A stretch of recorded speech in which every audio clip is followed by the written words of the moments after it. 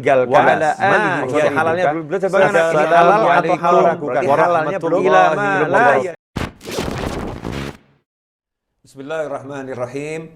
Alhamdulillahirabbil alamin. Allahumma shalli wa sallim ala sayidina Muhammadin miftahi babi rahmatillah adada ma fi ilmillah salatan wa salaman daimaini bidawami mulkillah wa ala alihi wa sahbihi. Assalamualaikum warahmatullahi wabarakatuh. Waalaikumsalam warahmatullahi wabarakatuh. Pemirsa dimanapun Anda berada, alhamdulillah bersama saya yang tidak asing lagi dan bukan tamu ya, bukan tamu, Habib Muhammad bin Husain Al-Habsyi. Insyaallah kita akan bincang-bincang, mudah-mudahan akan menjadi sarana dakwah yang baik. Amin, ya, amin. Kedepannya insyaallah kami bisa baca kitab bersama. Insyaallah. Ya, bisa menghatamkan kitab bersama Amin, atau ambil insyaallah. fawaid dari kitab-kitab kalimat-kalimat ulama terdahulu, insyaallah. Nah, pada kesempatan ini, Habib Muhammad sambil meresmikan ruangan baru ini, Yep.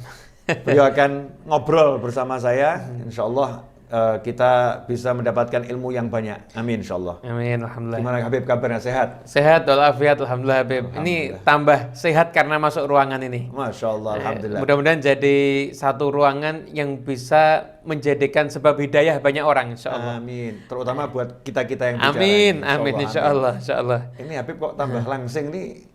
Apa ini rahasianya nih? Gak ada rahasianya, Habib. Susut banyak ini.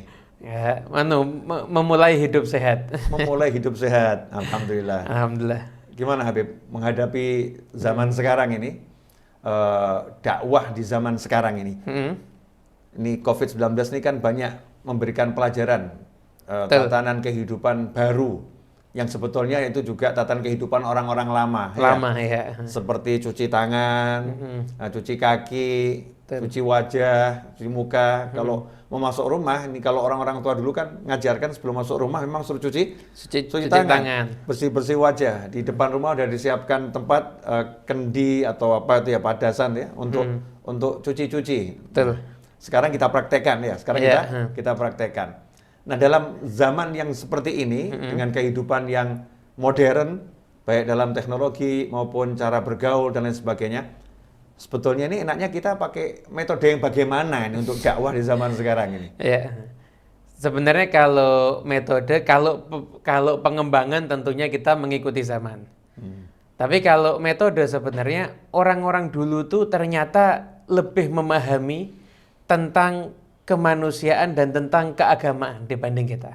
Masya Allah. Dan ini senada juga dengan yang pernah disampaikan sama Imam Malik, la yasluhu akhiru hadhil ummah illa bima saluha bihi awaluha. Allah. Jadi umat generasi akhir itu yang bisa baik ketika ada peneladanan tentunya dalam hal-hal tertentu kepada umat-umat yang ada di generasi awal. Jadi solusi semua permasalahan zaman now Adalah itu sudah ada di permasalahan zaman dulu. zaman ya? dulu, betul sekali. Jadi solusi yang dipakai zaman dulu itu adalah solusi terbaik untuk zaman now. Betul sekali. Itu kalau terjemahan bebasnya ucapan Imam Betul. Malik rahimahullah seperti itu ya. Beb, Seperti ya? itu.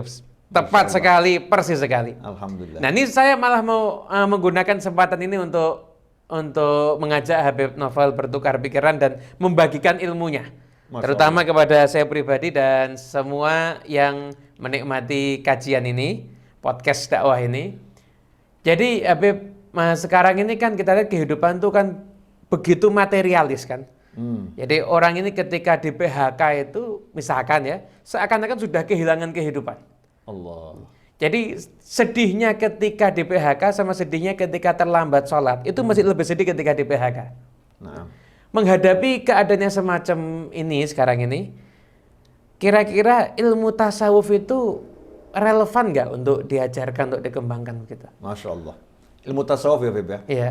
Tasawuf ini sendiri sebetulnya kata yang diperdebatkan ini. Iya. Ya, kata tasawuf ini Diperdebatkan. Ada yang mengatakan tasawuf tidak ada di zaman Nabi, ada yang mengatakan tasawuf itu bukan bagian dari Islam dan lain sebagainya. Ada yang ngasih nama tazkiyah. Ada yang ngasih nama tazkiyah. Tapi ya. intinya sama. Intinya sama karena nggak mau pakai nama tasawuf. Nggak mau pakai diganti nama tasawufnya ya. tazkiyah. Memang agak repot ya. Nah, tasawuf itu sendiri kan sebetulnya Islam. Islam itu tasawuf. Tasawuf itu Islam itu tasawuf. Jadi nggak bisa dipisahkan. Nggak bisa dipisahkan karena tasawuf artinya adalah mensucikan diri. Ya. Ya, mensucikan diri, mensucikan hati, mensucikan jasmani dari semua kotoran.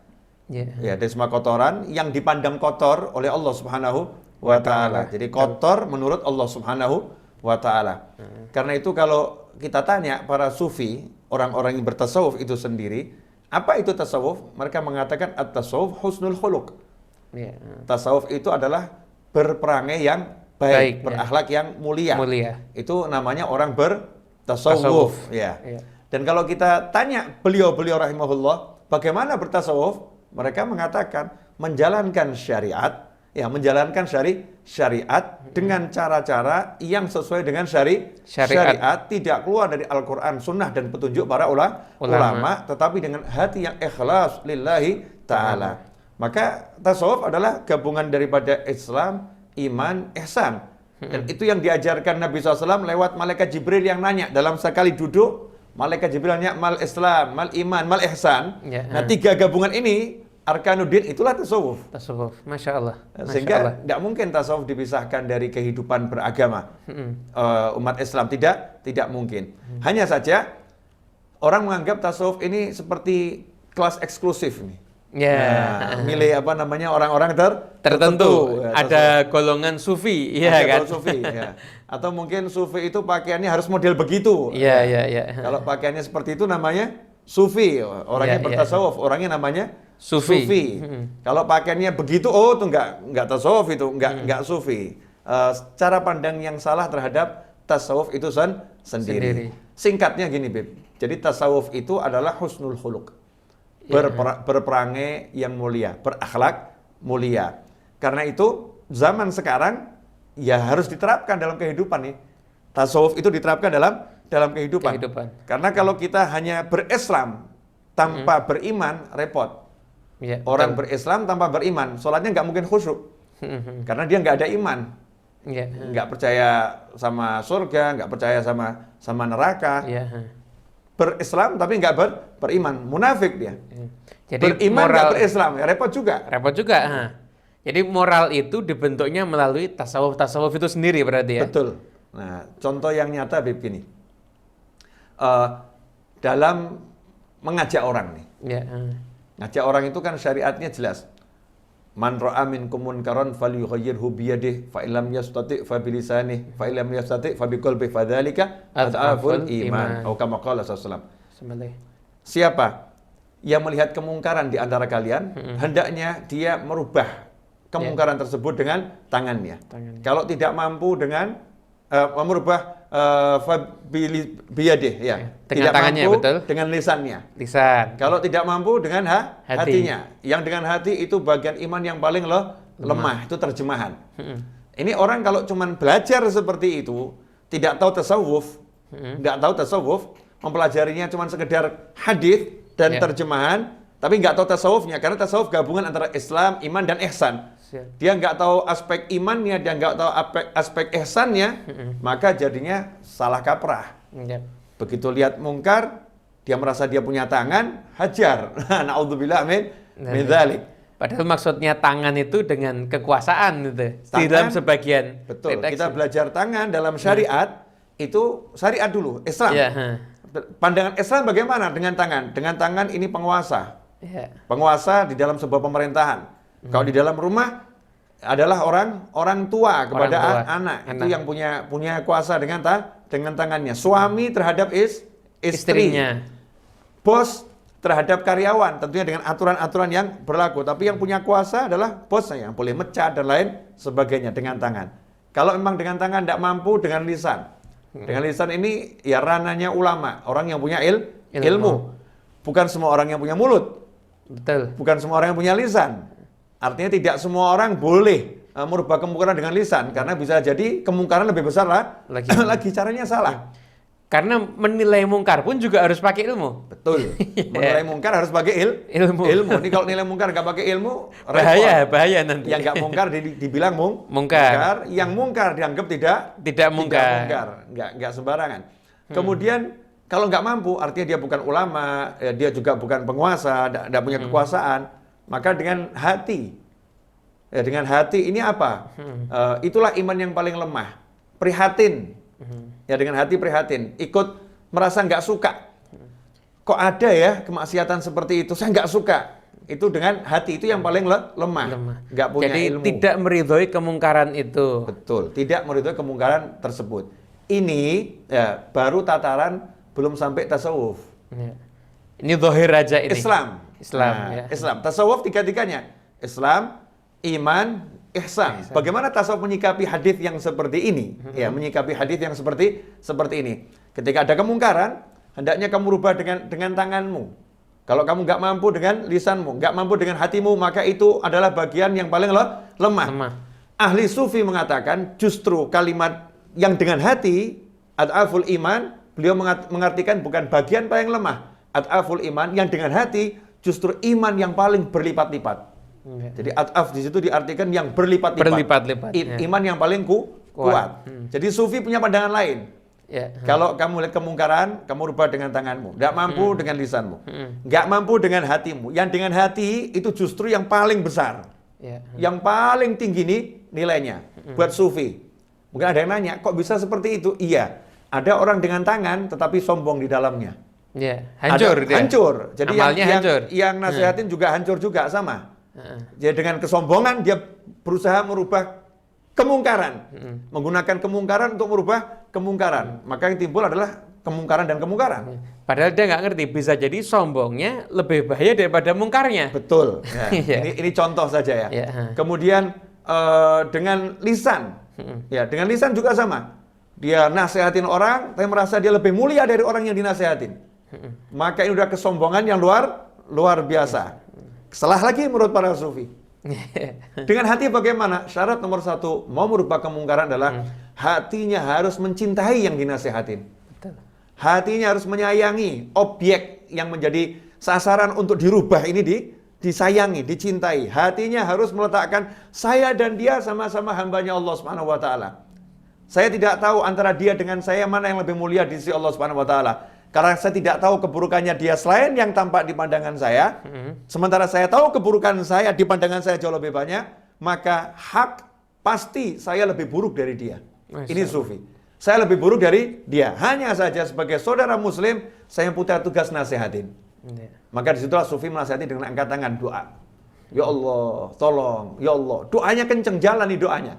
Kemudian kalau dia punya ilmu, dia sampaikan ilmunya. Kalau dia punya kekuasaan, dia akan gunakan kekuasaannya dengan hati yang seperti itu.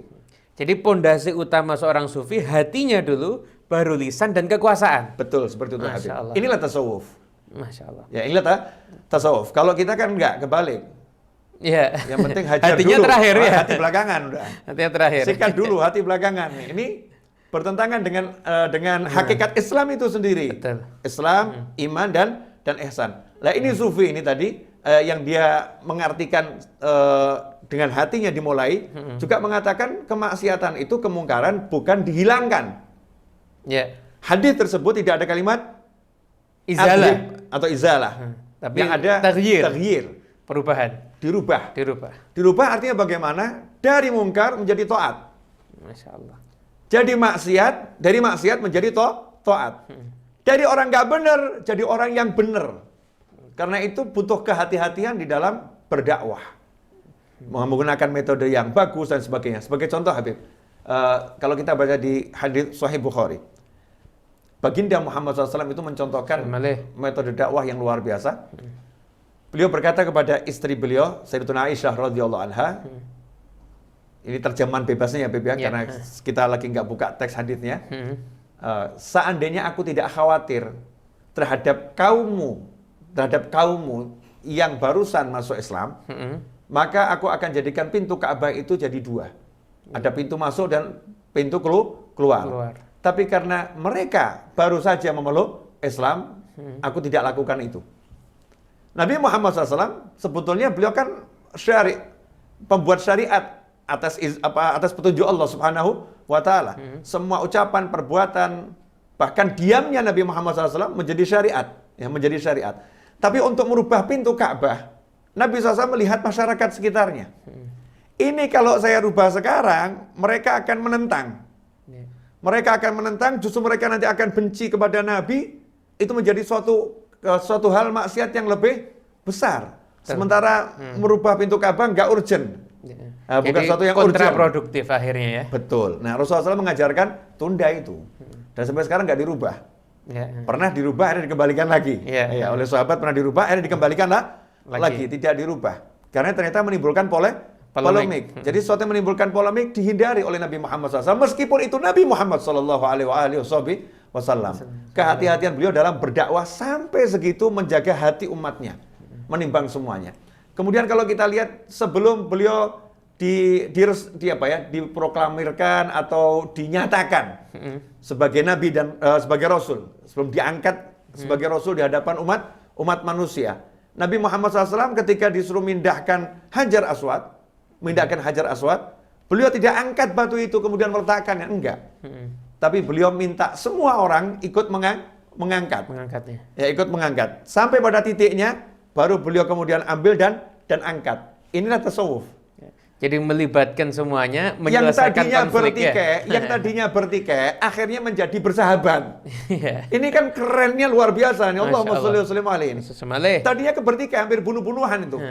Seluruh kelompok hampir bunuh-bunuhan karena berebut memindahkan Hajar Aswad. Datang Nabi Muhammad SAW, mestinya beliau kan mengatakan, nih aku yang terpilih. Selesai beliau jalan sendiri, beliau pegang nama yang luar biasa. Tapi beliau nggak butuh nama, beliau butuh mereka semua. Setelah urusan Hajar Aswad tidak ada pertikaian. Setelah urusan Hajar Aswad semuanya beres. Maka beliau ajak semuanya untuk hatinya tidak kecewa, biar semua merasa ikut ya, semua merasa memiliki, semua merasa diajak. Yuk angkat bersama-sama. Ini baginda Muhammad SAW. Inilah tasawuf. Berarti sebenarnya tasawuf itu satu keindahan kalau dipahami dengan cara yang benar. Betul. Nah, kadang ini orang sekarang menilai tasawuf cuma gara-gara lihat ada praktek zikir dalam tanda petik yang menurut orang tersebut yang melihat ini kok saya nggak pernah lihat ya praktek zikir seperti ini. Kemudian tasawufnya dianggap sesat, tasawufnya dianggap salah. Dia salah. Belajar tasawuf jangan melihat dari orang yang mengatakan dirinya sufi. Belajar tasawuf dari buku-buku yang mengajarkan tentang tasawuf itu sendiri. Dari penulis-penulis yang memang ulama, yang soleh, yang arif, yang paham apa itu tasawuf. Karena kalau lihat dari YouTube, dari video, dari suatu tempat gitu ya, kita bisa salah persepsi. Macam-macam karena pendapatnya ada bermacam-macam. Betul, Habib.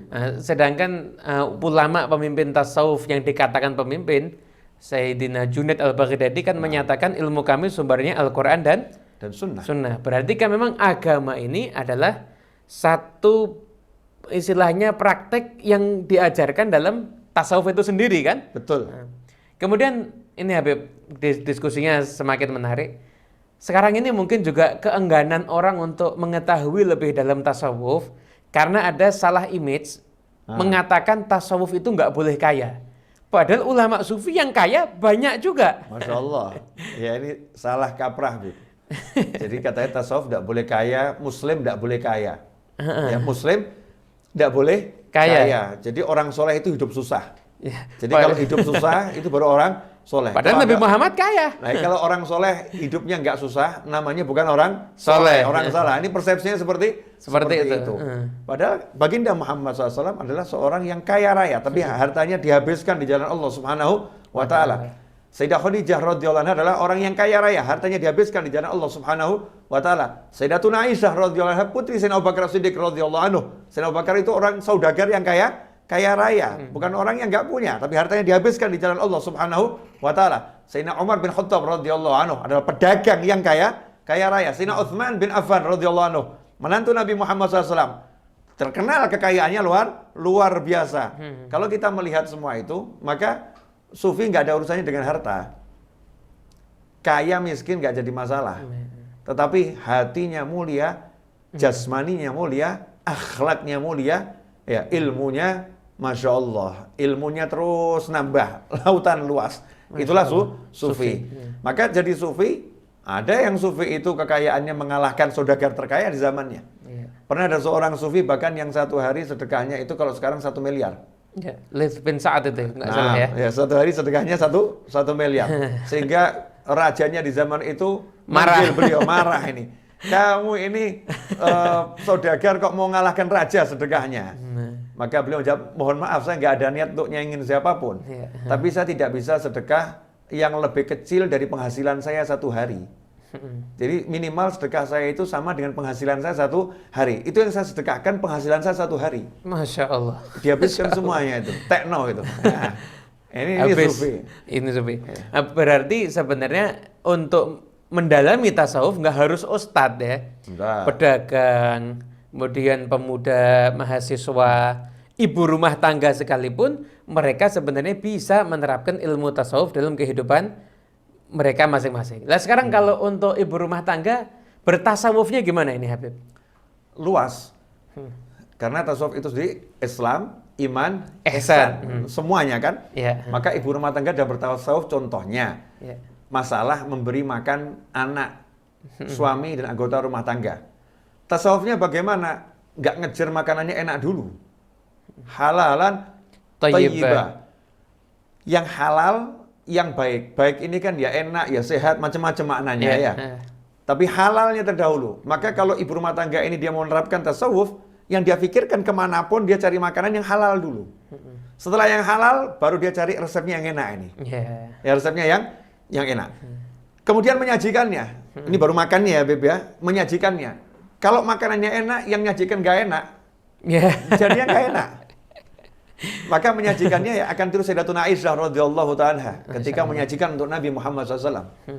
Kemudian suap-suapan dengan Rasulullah SAW. Masya Allah.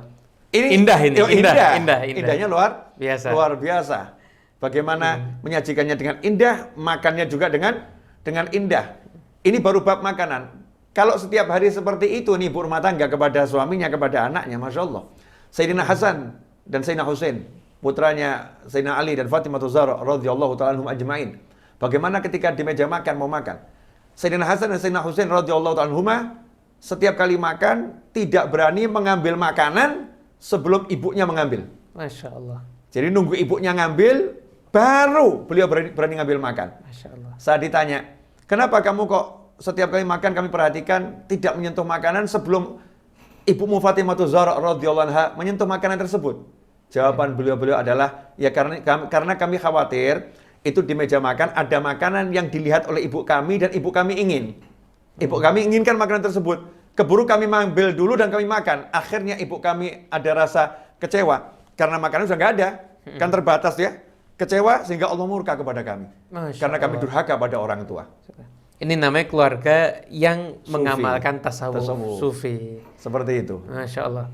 Jadi berarti tasawuf itu punya makna yang sangat luas sekali ya. Betul Habib. Kemudian kalau peran zikir sendiri Habib, mungkin ini sebagai pertanyaan yang terakhir menutup podcast pertama kita podcast dakwah ini. Nanti akan kita lanjut podcast berikutnya. Peran zikir sendiri dalam ilmu tasawuf itu sejauh mana? Ya, zikir ya. Zikir itu namanya mukmin, namanya sufi. Di atasnya mukmin karena kalau sufi ini sudah ihsan. Islam, iman, ihsan. Arkanuddin di dalam dirinya. Ya, sudah sofa bersih, jernih. Ini ya. Maka seorang sufi nggak mungkin dia lupa kepada Allah Subhanahu wa taala.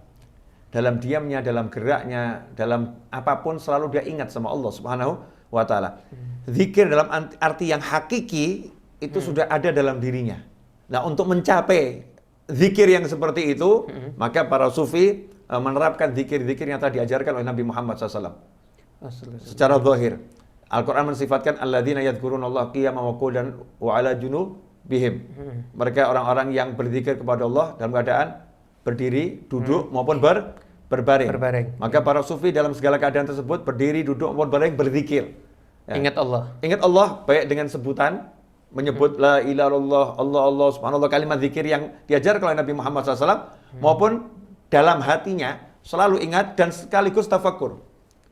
Jadi dalam satu kalimat zikir itu, Allah, lisan menyebut Allah, hati mengagungkan Allah, pikiran ini menghayati seluruh ciptaan Allah Subhanahu wa taala. Masya Allah. Jadi hidupnya ya luar biasa. Masya Allah. Nah, proses untuk ke sana, ia mendawamkan zikir. Ya, memaksakan diri satu hari membaca kalimat tahlil sekian kali, membacakan kalimat tasbih sekian kali. Sambil memaksakan diri dulu ya, Beb. Dipaksakan, semua harus dipaksakan. Ya. Karena kalau tidak dipaksakan nanti tidak bisa jadi. Ya, jadi jangan zikirnya nunggu kalau mutaja berarti ya. Iya, enggak. Harus dipaksakan. Sama seperti orang mau latihan nyanyi. Betul. Latihan nyanyi itu dipaksakan terus, tarik suara terus sampai akhirnya mahir. Sampai nafasnya tinggi, suaranya bagus. Betul. Seperti nyupir. Ya. Orang nyupir itu ya dipaksakan keluar naik mobil. Lama-lama dia bisa sambil nyupir, ya walaupun nggak boleh ya, tapi dia bisa itu telepon. Ya. Sambil nyopir dia bisa baca toko-toko yang ada di sekitarnya itu. Jalan, oh ini ada warung ini, oh ada ini, bisa itu. Apakah dia tidak konsentrasi sama jalan? Dia konsentrasi. Tapi dia udah punya kelebihan, ya kemampuan untuk menggunakan fasilitas di tubuhnya lebih daripada orang lain yang baru belajar nyopir karena dia sudah handal. Nah, orang-orang udah latihan zikir itu nanti dalam satu zikirnya dia bisa melakukan banyak hal. Masya Allah. Ya, susah dijelaskan sekarang Habib. Oh ini ranah khusus, Ya, dan waktunya juga terbatas juga ya. Oke, ya betul Habib. Pemirsa dimanapun Anda berada, alhamdulillah ya tidak terasa ngobrol dengan beliau Habib Muhammad bin Husain Al-Habsyi cukup lama, 25 menit kurang lebih Masya kami Allah. berbicara. Beliau ini sebentar lagi mau ngajar Ihya Ulumuddin di majelisnya. Mudah-mudahan dialog kami yang pertama di podcast dakwah Majelis Ar-Raudhah Habib Naufal Al-Idrus ini berkah manfaat. Amin. Kalau Anda suka, tulis komentarnya. Ya, jangan cuma nonton, tapi tulis komentarnya. Komentarin yang banyak. Saran, kritik, masukan, model apapun gak jadi masalah. Ya, suka kami mendapatkan saran, kritik, masukan. Ya, kalau senang dengan yang seperti ini, sampaikan kepada kami, biar kami lebih bersemangat. Ya, karena kalau kita mengemas suatu, kemudian kita dapat follow up yang positif, kita akan lebih semangat untuk mengembangkannya. Ya. Masya Allah. Oh, orang suka, kita akan lebih mengembangkannya. Siapa tahu, insya Allah ini menjadi sarana kita untuk belajar banyak bersama Habib Muhammad, insya Allah.